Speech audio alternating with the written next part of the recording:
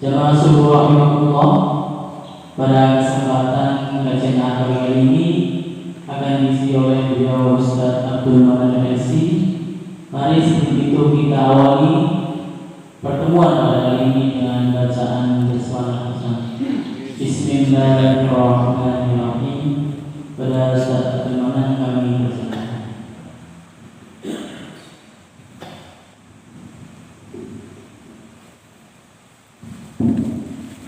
Assalamualaikum warahmatullahi wabarakatuh.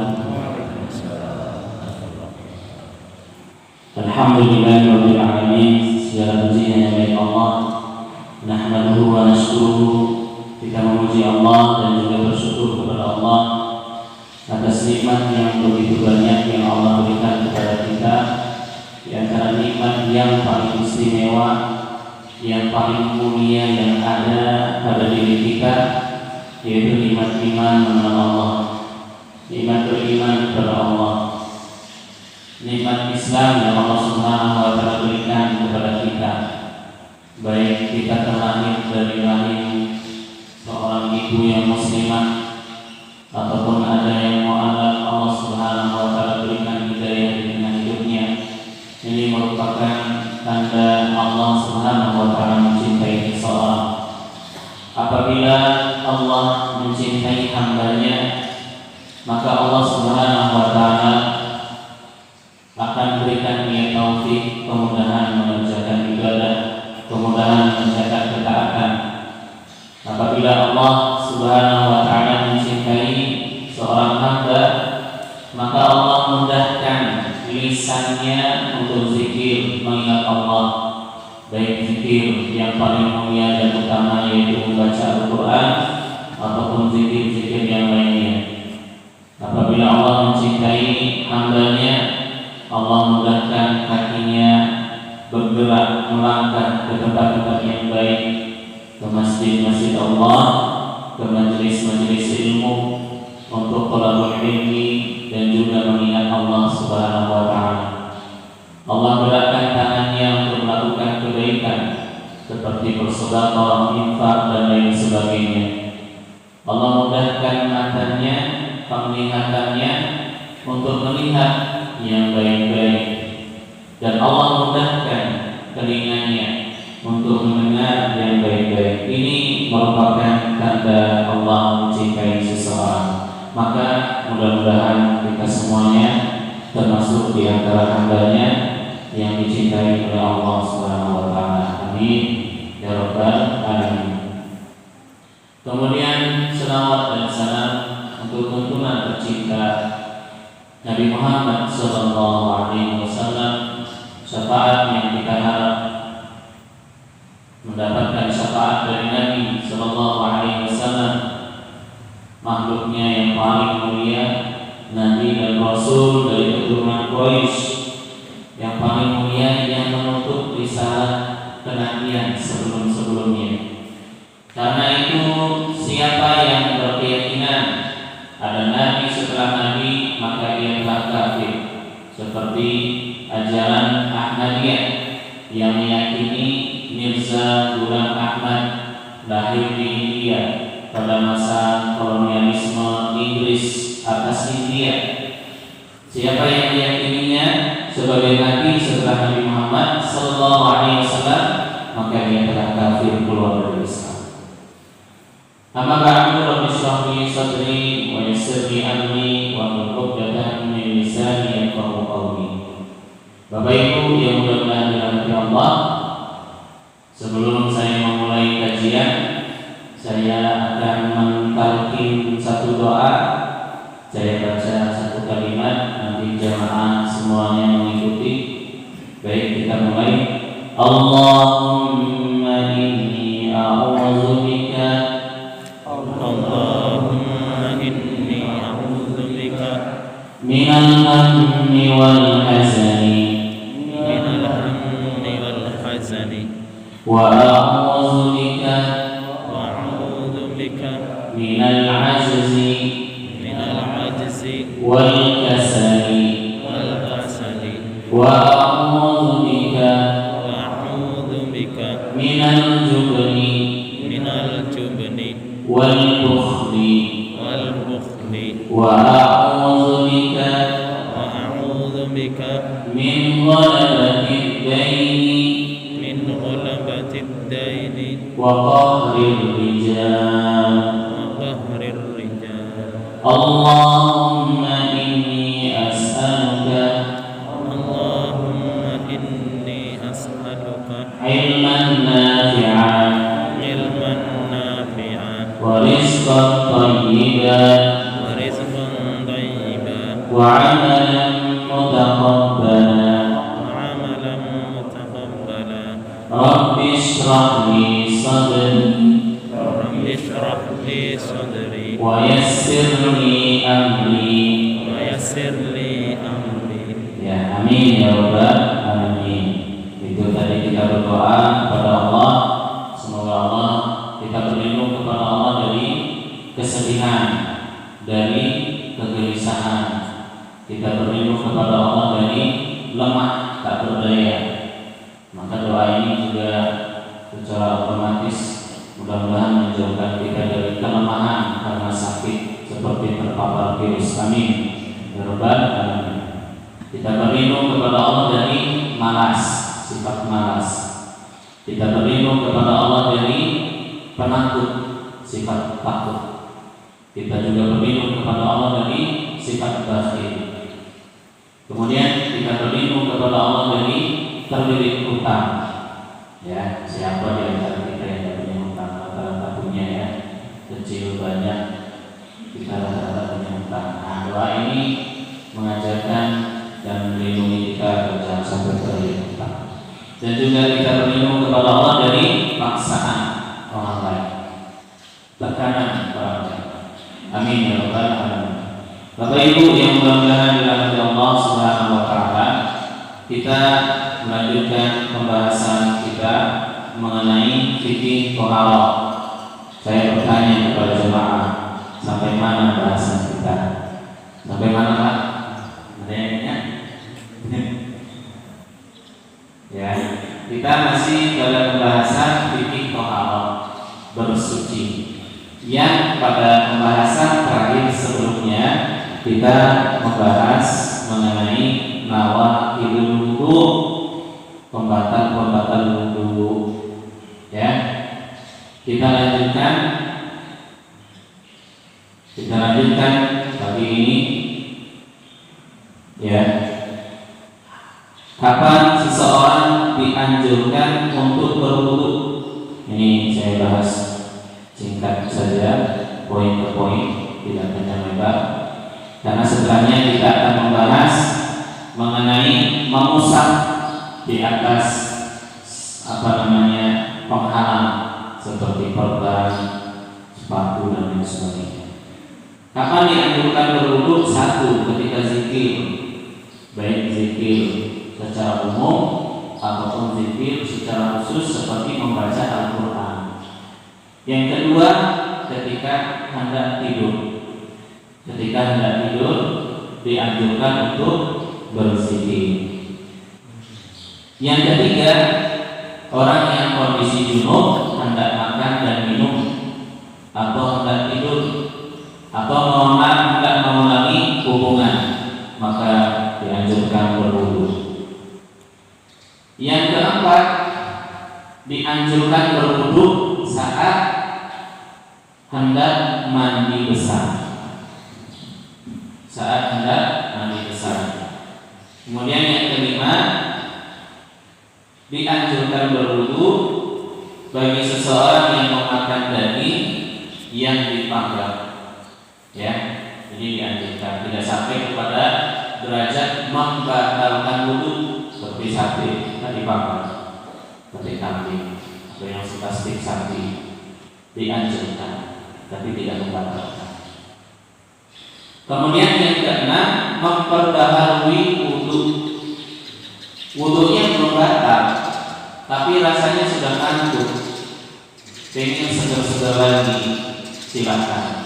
Dianjurkan memperbaharui wudu walau belum batal.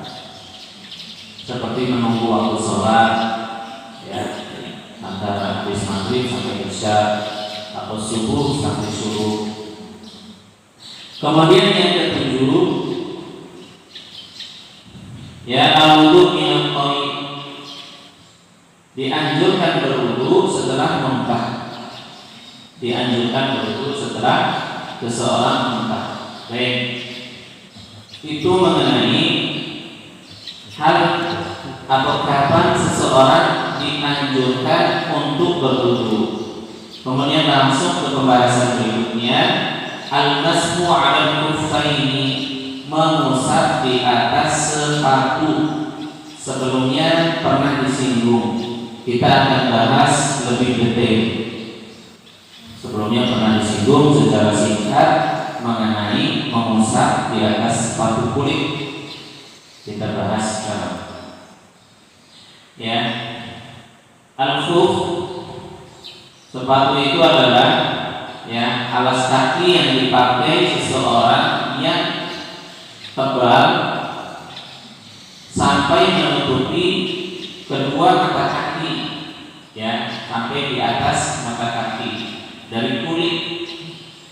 Kita sebutnya sepatu, ya, sepatu kulit. Kemudian disyariatkannya ini sesuai dengan hadis Nabi Shallallahu Alaihi Wasallam. Jadi ketika seseorang sudah berwudu, posisi dia berwudu, entah mau melakukan perjalanan safar atau melakukan tugas yang mengharuskan dia memakai sepatu seperti TNI dan polisi atau yang semisalnya, dia berwudu. Setelah dia berwudu, dia memakai sepatu, ya, pakai kaos kaki, kemudian memakai sepatu. Sudah terbayang bagaimana sepatunya TNI dan polisi, ya, seperti itu kurang lebih sepatunya. Maka kemudian dia melakukan perjalanan, masuk waktu zuhur. Maka ketika zuhur dia berwudu dari atas kumur-kumur wajah sampai selesai.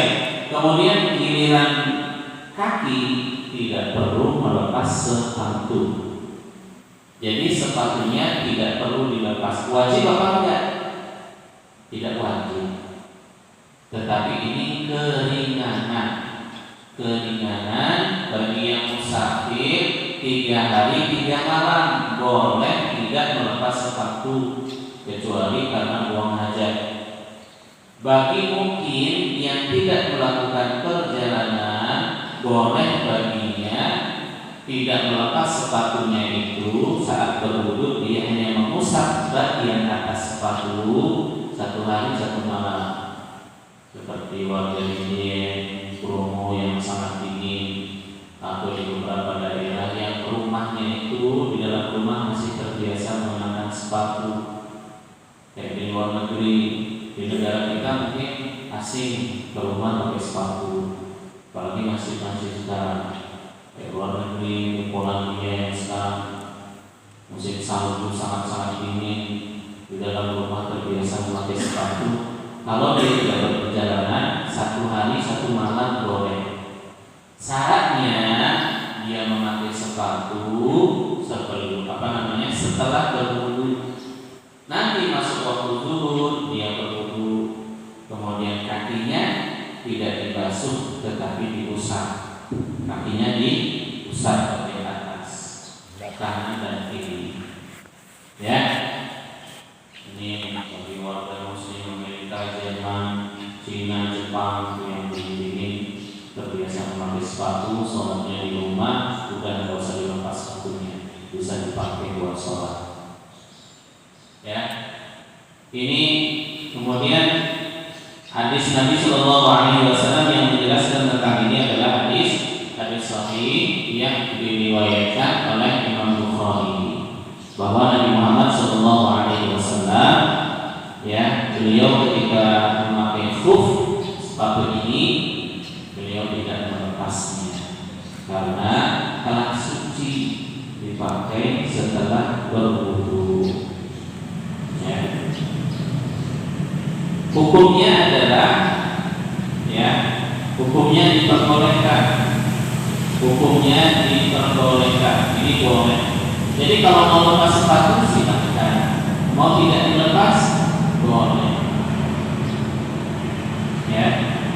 Mau dilepas silakan, tidak dilepas silakan, ya. Tapi kalau di sholatnya di masjid, ya mau nggak mau sepatunya harus dilepas. Sholatnya di masjid, kalau sholatnya di aspal, di tanah, di rumput, udah sepatunya nggak usah dilepas, ya. Jadi sholat dengan memakai sepatu. Baik. Ini masalah mengenai mengusap di atas sepatu. Jelas ya jemaah ya? Paham ya? Kemudian pembatalnya apa? Pembatalnya itu sama seperti pembatal wudu. Berarti kalau sudah masuk sholat batal wudu lagi, tapi bagian sepatu tetap diusap, ya. Kemudian kalau sepatunya dilepas, maka mulai dari awal, maksudnya wudu dulu baru pakai sepatu. Misal sudah 1 hari melakukan perjalanan, sudah 1 hari sholat mengenakan sepatu, bagian berbentuk kaki tidak dicuci, hanya diusap sepatunya. Hari kedua dia lepas sepatunya karena hajat dan lain sebagainya, maka sudah batal. Dia harus berwudu lagi, kemudian baru memakai sepatu. Nah, setelah itu masuk waktu sholat, boleh mengusap lagi di atas sepatu, tidak perlu melepas sepatunya. Ya, bagi musafir 3 hari 3 malam diperbolehkan. Bagi mukim 1 hari 1 malam. Ya, warga muslimnya terbiasa di dalam rumah mengenakan sepatu. Kemudian pembahasan berikutnya, al-masmu 'ala jadirah, mengusap di atas perban atau di atas gig yang sedang patah tulang, pakai gig. Berwudunya bagaimana? Mandi junub, mandi besarnya bagaimana?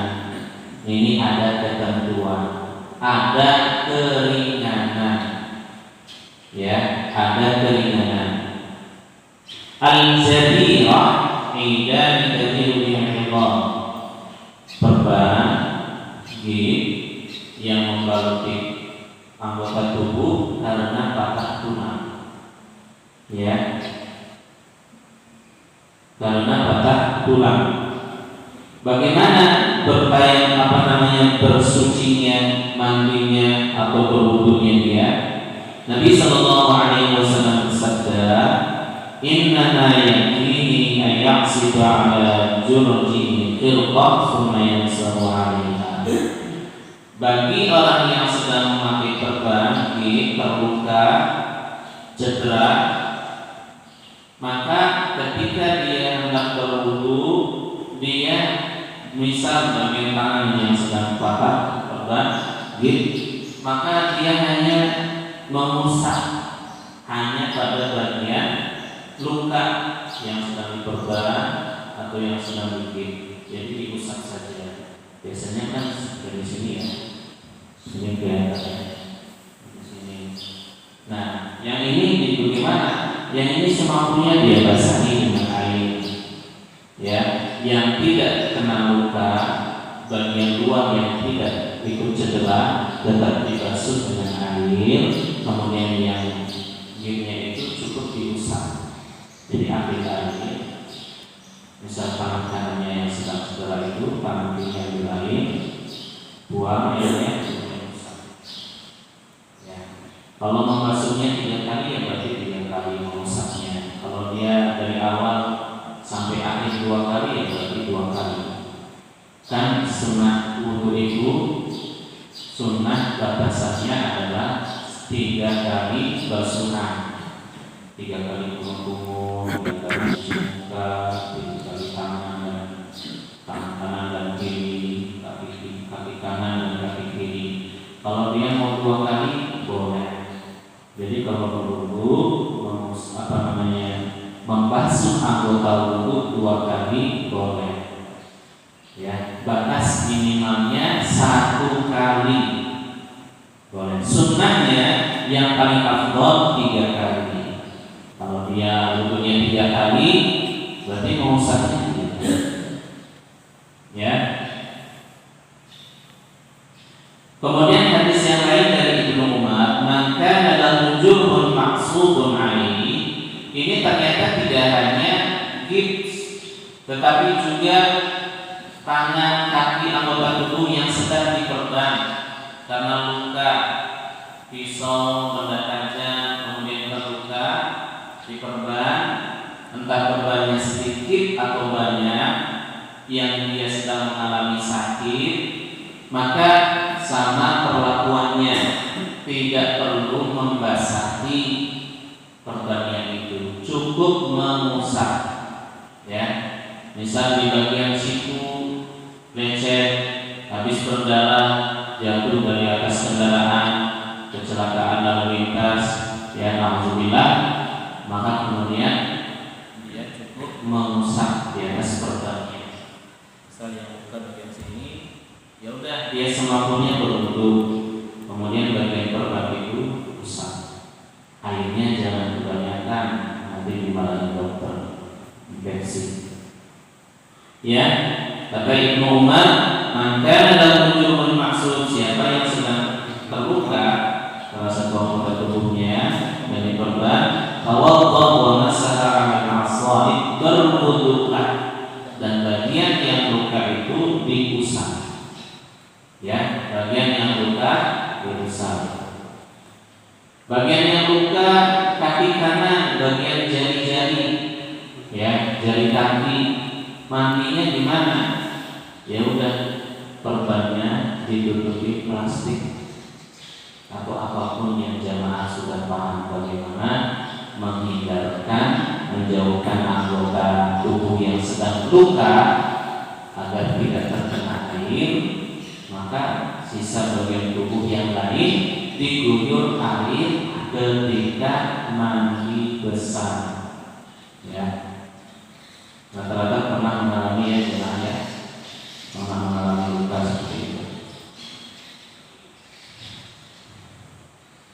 Jadi ini ketentuan bagi orang yang sedang terluka memakai perban, ketika berwudu cukup diusap. Ya, baik ketika dia hendak berwudu atau ketika dia mandi, baik mandi besar ketika mau sholat Jumat ataupun mandi junub, ya, dianjurkan berwudu. Kemudian, apakah disyaratkan gip atau perban sebelum dibungkus itu dalam kondisi suci, ataukah boleh tidak suci? Tidak disyaratkan harus bersih. Namanya luka ya pasti kotor, ada darah, ya. Jadi tidak disyaratkan bersih. Kalau yang mengusap di atas sepatu memang disyaratkan bersih, kakinya sudah dibasuh dengan wudu. Tapi kalau perban, ini kejadian yang tidak diinginkan, maka walau bagian luka itu masih ada darah, perban masih ada darah, dia berdarah atau tidak, suci atau tidak disyaratkan. Dia tetap boleh mengusap di atas perbannya itu. Ya, kalau disyaratkan repot, ya. Gak bisa melepas perban sendiri, harus ke dokter. Di dokter ngantri lama, jadi gak sholat nanti. Karena itu agama ini sangat memudahkan, tidak menyulitkan. Fattaqullaha mastata'tum, bertakwa kepada Allah semampunya kita. Tidak mampu berwudu, tayamum. Ya, tidak mampu sholat berdiri, duduk. Ini kemudahan-kemudahan yang Allah Subhanahu wa Ta'ala berikan kepada kita. Ya, baik. Ini pembahasan mengenai mengusap di atas perban. Ya, sampai di sini adakah yang ingin ditanyakan Bapak Ibu mengenai mengusap di atas sepatu dan mengusap di atas luka korban itu? Ada yang ditanyakan? Silakan.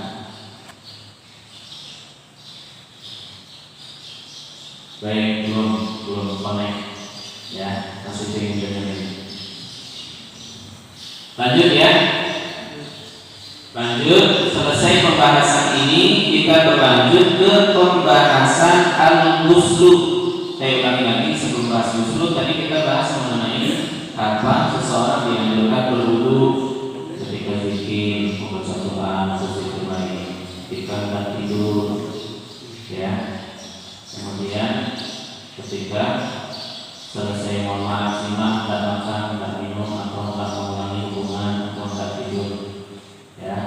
Kemudian dianjurkan berwudu jika seseorang muntah, dianjurkan atau boleh ketika hendak mengulangi memperbarui wudu, ya.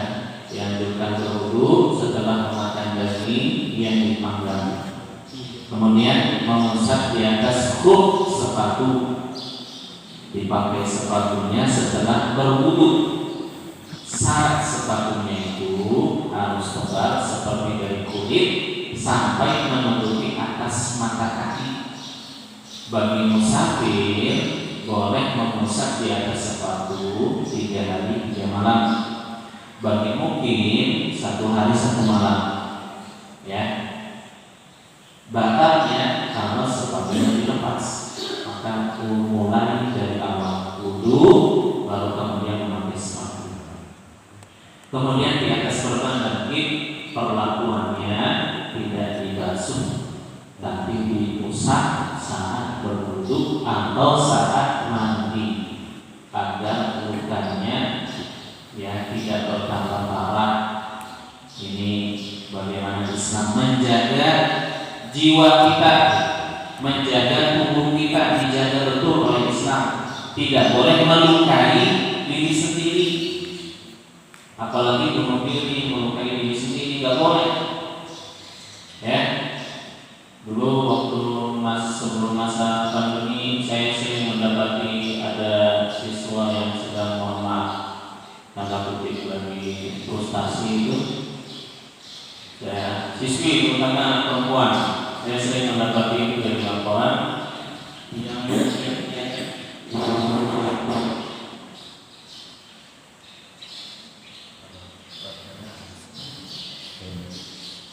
ya. Saya dulu sering mendapati Bapak Ibu anak putri itu dia melukai tubuhnya, cutting istilahnya anak perempuan itu.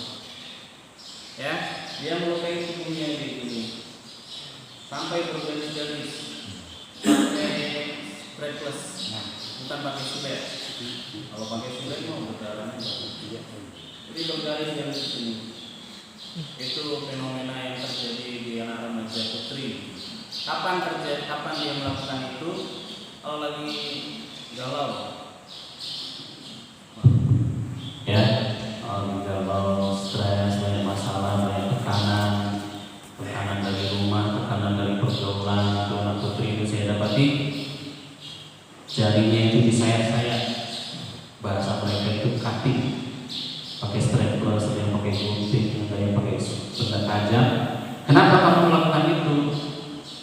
Hatinya lagi sakit, jadi ingin sakit hatinya itu dialihkan ke luka.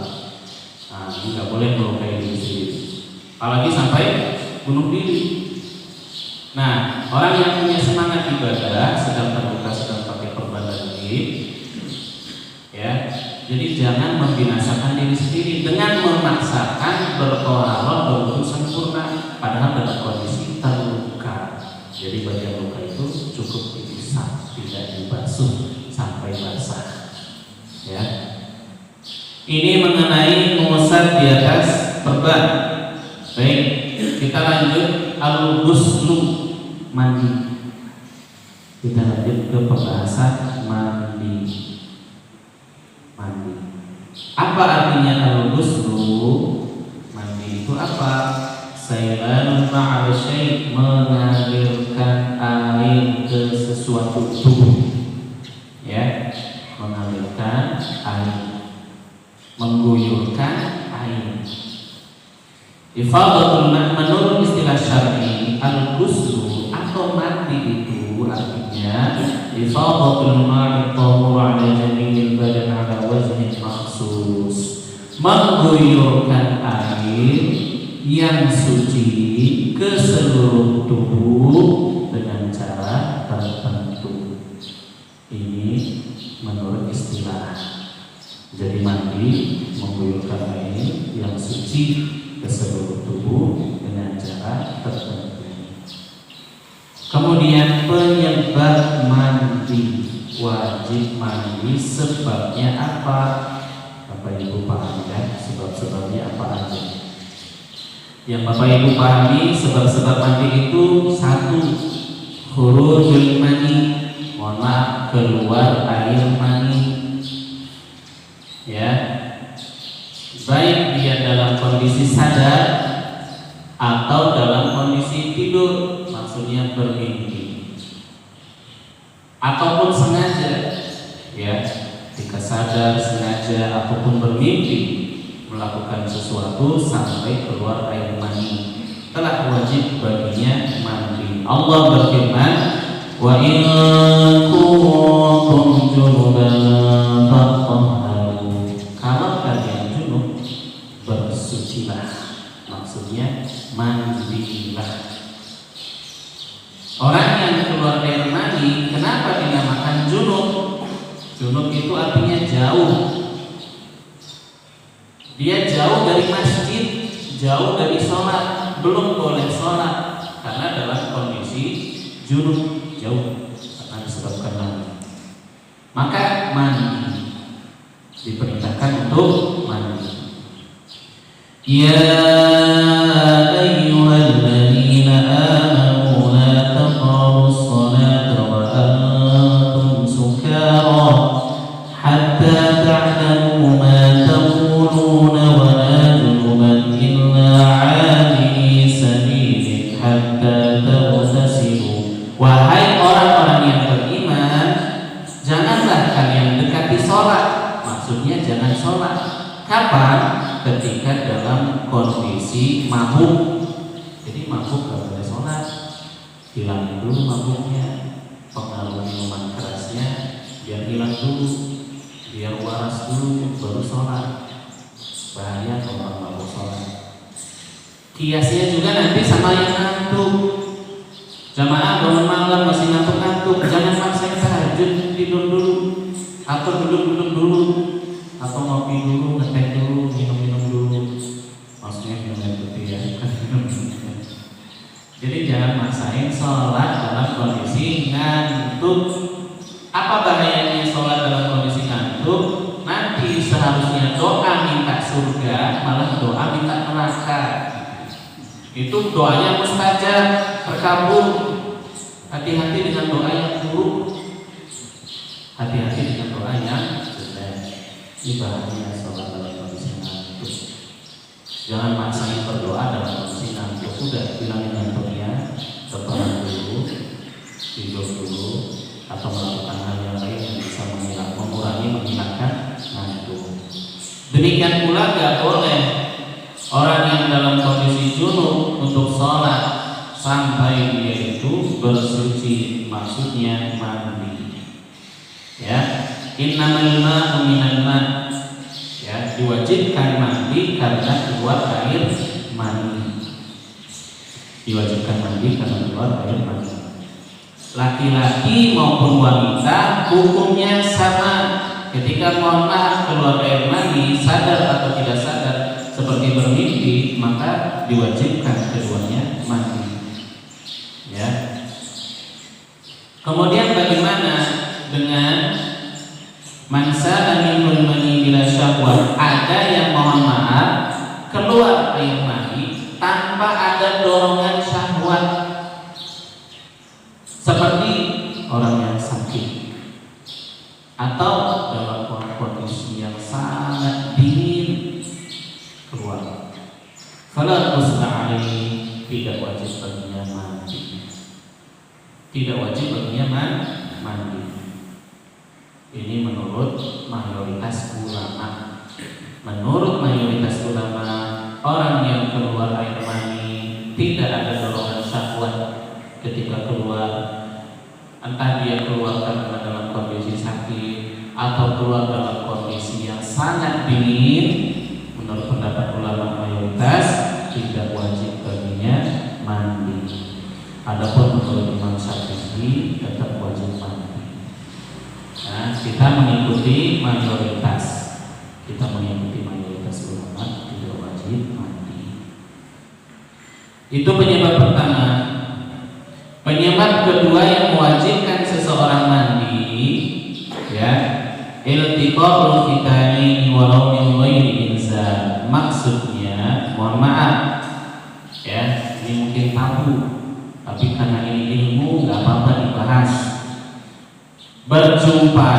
Bertemunya dua alat kelamin yang dikhitan. Maksudnya berjumpanya dua yang sudah dikhitan. Ya.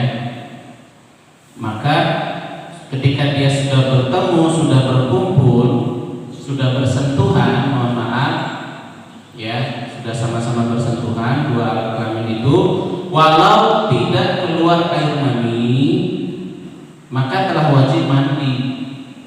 Ya, mohon maaf ya jemaah ya.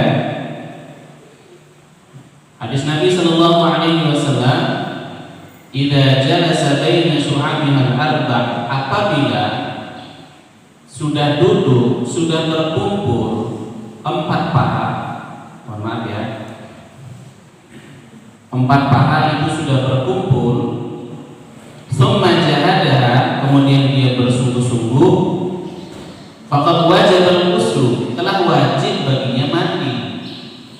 Wa illam yanzil, walau belum keluar air mani. Jadi hanya bertemu saja sudah wajib mandi. Ya, mungkin ada yang ingin memperjelas, maksudnya bertemunya di mana, Ustaz? Kan tadi sudah dijelaskan. Alat yang dikhitan ketemu. Jadi bukan, mohon maaf, bukan mendaratnya di paha, bukan mendaratnya di kaki. Tidak, tapi berjumpa gitu. Ya, ini tadi itu sedikit ya. Aisyah radhiyallahu anha meriwayatkan, anna rajulan sa'ala Rasulullah sallallahu alaihi wasallam ada seseorang bertanya kepada Rasulullah tentang seorang lelaki, suami maksudnya, berhubungan dengan istrinya, kemudian lemas, mohon maaf, belum keluar air maninya. Wa hal alaihi ma ghusl, wajib enggak keduanya mandi wahai Rasulullah? Kata Rasulullah, saya juga melakukan itu. Kata Nabi, aku juga melakukan itu bersama Aisyah, kemudian aku mandi. Ya. Kemudian mandi. Jadi kalau dalam bahasa Arab itu memiliki kosakata yang detail akan sesuatu. Bahkan mohon maaf, alat kelamin laki-laki itu per detailnya itu dalam bahasa Arab ada nama-namanya. Kalau bahasa Indonesia ada nggak? Nggak ada. Bahasa Aceh mungkin ada nggak? Nggak ada. Nah, bahasa Arab itu ada. Mohon maaf, ya, bagian ujung itu namanya hasyafah. Apa namanya jemaah? Hasyafah. Kalau saya dulu di pondok nyebutnya helm. Ya, mohon maaf kalau bagian helm ini sudah berjumpa dengan milik perempuan, ya, sudah bersungguh-sungguh, maka walau belum keluar sudah wajib mandi. Bersentuhan langsung ya, bersentuhan langsung. Jadi tidak di atas kain, tidak di atas kain. Kalau Nabi Shallallahu Alaihi Wasallam, mohon maaf ini karena ilmu harus dijelaskan, walaupun mungkin rasanya malu-malu dikit menjelaskannya ya, karena ada ibu-ibu. Ya, kalau Nabi Shallallahu Alaihi Wasallam ketika beliau berhubungan, sedangkan Aisyah dalam kondisi haid, wanita haid tidak boleh berhubungan. Ya, laki-laki tidak boleh berhubungan dengan wanita haid. Nah, kebiasaan Nabi Shallallahu Alaihi Wasallam itu dijelaskan oleh riwayat Aisyah radhiyallahu anha, dari Nabi sendiri langsung menjelaskan bagaimana beliau berhubungan ketika haid. Beliau memakai kain, ya, jadi kain. Kemudian Nabi SAW melakukan itu di atas kain, jadi tertutupi oleh kain. Bahasa hadisnya itu fauqal izar, di atas sarung, jadi tidak berjumpa dengan kulit, ya, tidak berjumpa dengan kulit. Kalau kondisinya begitu tidak wajib mandi. Nanti akan dijelaskan lebih detail, ya. Baik. Kemudian beberapa permasalahan idza massa dzakaru rajuli farjal mar'ati duna ilasi falaysa 'alaihi ma ghusl bil ittifaq. Ya. Jadi kalau yang tadi itu sudah masuk, sudah bersentuhan, sudah masuk, belum keluar air mani, sudah wajib baginya untuk mandi. Sudah wajib baginya untuk mandi. Ya. Kemudian masalah yang lain, idza basyara rajulu zaujatahu. Apabila seorang suami berhubungan, ya, basyarah, mubasyarah, jima dengan istrinya, wa adkhala ma dunal hasyafa, kemudian dia memasukkan tapi tidak, helmnya itu masih di luar, mohon maaf, ya, bagian luar. Fanazala maniyuhu fi farjiha, mohon maaf, kemudian keluar air mani laki-laki di, mohon maaf, bagian kemaluan wanita. Walam tunnihi, sedangkan wanita tidak keluar air mani, maka bagi wanita tidak wajib mandi. Yang wajib mandi adalah laki-laki. Yang wajib mandi adalah laki-laki. Baik, ya. Suami dan istri bebas melakukan apapun. Sesuatu yang dilakukan di luar diharamkan, akan tetapi ketika dia bersama istri, suami, dia boleh melakukan apapun. Yang tidak boleh dilakukan adalah saat wanita haid berhubungan, dilarang. Kemudian sesuatu yang diharamkan juga adalah, ya, bagian dubur, memasukkan ke bagian dubur yang belakang, itu dilarang. Dubur ilal kubur, bagian dari belakang tetapi ke kubul itu depannya.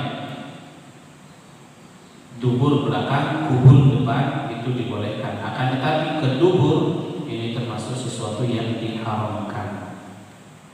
Ya, ini pembahasan mengenai sebab wajib mandi. Kemudian permasalahan detail mengenai hubungan suami dan istri. Ya. Sampai di sini ada pertanyaan? Ya, masih 5 menit lagi sebelum suruh. Tidak ada? Tidak ada, saya lanjut. Bapak-bapaknya gimana? Pada busuk semua ya. 5 menit lagi suruh ya. Baik, tidak ada diskusi, saya lanjut.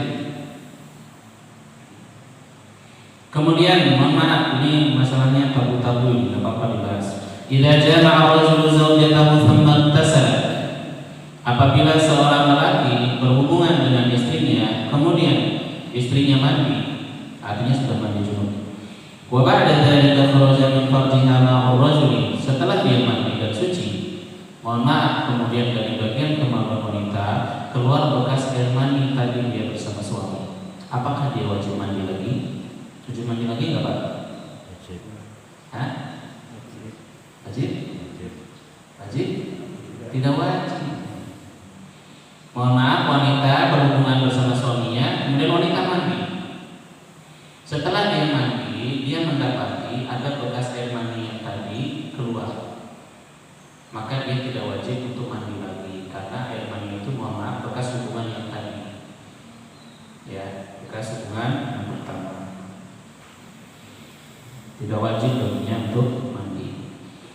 Saya masih ingat betul dulu waktu kuliah ada mahasiswa yang bertanya kepada dosen, Ustaz, saya malu-malu menjawab pertanyaannya. Ambil ketawa-ketawa. Kita lebih ketawa lagi ya mahasiswa ya. Maka tidak wajib baginya untuk mandi. Baik. Kemudian mohon maaf, bila jama'a zawjatahu as-saghirah allati la tahid. Apabila seorang suami memiliki istri dan istrinya itu masih kecil maksudnya belum haid. Ya. Au kana al-wati bil mar'ah saghirah. Atau yang berhubungan dengan wanita itu laki-lakinya masih kecil, belum balik. Ya, fa innahu yulzimuhu ma'idul al-ghusl, maka wajib baginya juga untuk mandi. Jadi walau istrinya masih sangat muda, pernikahan dini, bahkan sebelum haid, ya, ketika dia berhubungan dengan suami, maka telah wajib baginya untuk mandi. Sebagaimana yang diriwayatkan dari Aisyah radhiyallahu anha, ketika Aisyah radhiyallahu anha masih sangat muda, kemudian digauli oleh Nabi sallallahu alaihi wasallam. Baik. Idza da'a rajulu zawjatahu ila al-jima' fa laysa laha an tamna'hu min hadha. Ya. Ini bagi wanita, apabila seorang lelaki, seorang suami mengajak istrinya untuk berhubungan, untuk jima, maka tidak boleh bagi wanita untuk menolak ajakan suami. Apa yang terjadi? Mohon maaf, dia mendapatkan laknat dari malaikat sepanjang malam itu sampai pagi, dan doa malaikat itu mustajab. Jadi seorang istri harus mengikuti ajakan suami ketika hendak diajak berhubungan. Tetapi suami juga harus mengerti, harus tahu kondisi istrinya sedang capek, jangan dipaksa. Ya. Karena kalau ajakan itu nanti bersifat perintah dari suami wajib diikuti. Tapi kalau musyawarah gimana? Kalau musyawarah, ajakan suami bentuknya musyawarah, ya, bentuknya musyawarah halus, ya, atau hanya pakai bahasa kiasan, ya, tidak mengapa istri menolak, ya, itu pun suami tidak terlalu menginginkan, hanya sekedar musyawarah, bahasanya musyawarah, ya. Akan tapi kalau ajakan itu perintah, maka wajib diikuti. Wanita yang menolak ini dosanya dapat doa jelek dari para malaikat. Tapi suami juga harus memahami kondisi, melihat kondisi istri ketika sedang capek, lelah, sibuk dan lain sebagainya. Jadi bertahan, sabar sampai kondisinya sudah memungkinkan. Baik, misal ada yang pagi hari subuh gak kuat mandi, ada wanita laki-laki yang gak kuat mandi pagi karena dingin, ya udah berarti siang. Baik.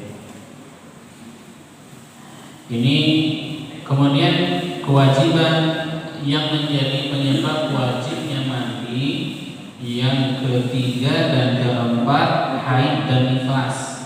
Haid dan nifas.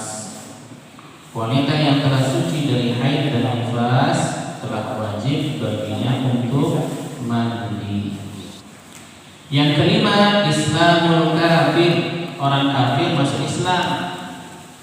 Orang kafir masuk Islam. Mu'allah. Syahadat. Syahadat dulu apa mandi dulu jemaah? Syahadat dulu ya. Syahadat dulu. Kemudian setelah dia syahadat, diajari mandi.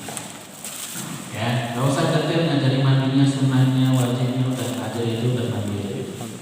Setelah mandi diajari Islam. Kemudian diajari gerakan sholat, diajarkan gerakan sholat, gerakannya aja dulu. Sama Allahu Akbar mesti dia bisa hafal. Allahu Akbar dan bertahap baru ajari Al-Fatihah. Al-Fatihah aja dulu, doa yang lain nggak usah. Ya, baik. Ini yang kelima. Kemudian yang keenam, mayit wajib dimandikan, jenazah wajib dimandikan. Ya.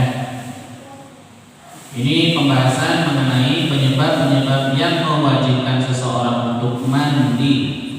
Ya, tadi kita telah pelajari. Alhamdulillahirobbilalamin. Semoga jelas.